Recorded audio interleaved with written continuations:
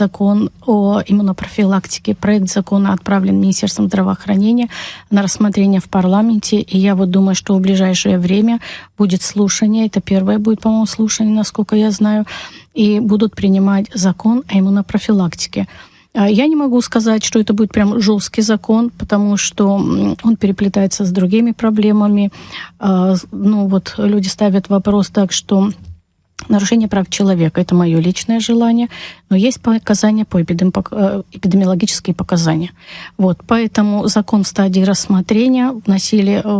Мы внутри Минздрава рассматривали, собирались и эпидемиологи, и педиатры, обсуждали этот закон. Я думаю, в ближайшее время закон будет принят, и более жесткие меры.